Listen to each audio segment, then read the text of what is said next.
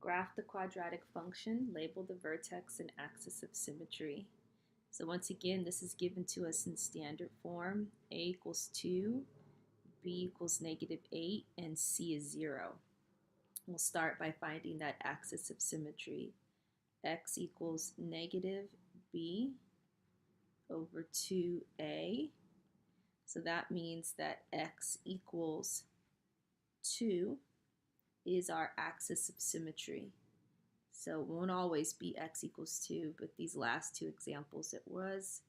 So we're going to draw that axis of symmetry. Now remember, our vertex falls on this axis of symmetry, so we know the x value is 2. We need to plug 2 into our original function to figure out the y value. So this becomes y equals 2 times 4 minus 8 times 2, or y equals 8 minus 16, which is -8. So we see our vertex falls here at 2, -8. So now we need to find the y-intercept. That's when we let x equal 0. Y equals 0 or 2 times 0 squared minus 8 times 0, which makes y equal to 0. So y equals 0 here.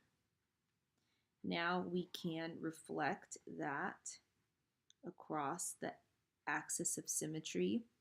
This is 2 away from that axis of symmetry, so to reflect to the other side, I plot it there at 4. So now we've actually already graphed our x-intercepts at 0 and 4, but let's confirm by calculating those algebraically. So if we let x equal 0, that's 0 equals 2x squared minus 8x. Remember, you can factor or use the quadratic formula. I'll start by factoring out a GCF of 2x. That leaves x minus 4. Zero product property, 2x equals 0 or x minus 4 equals 0. That makes x equals 0 or x equal to 4. We can also use the quadratic formula.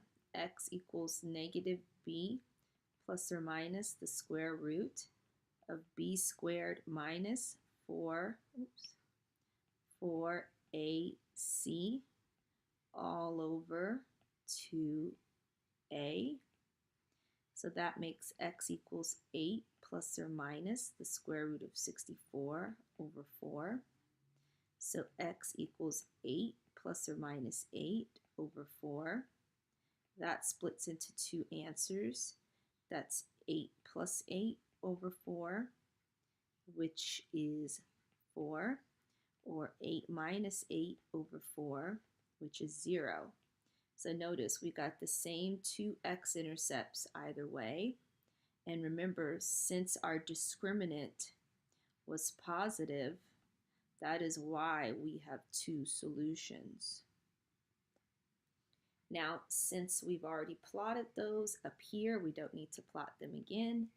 And we are going to draw our parabola now through only 3 points, but that still gives us the symmetry we need across our axis of symmetry.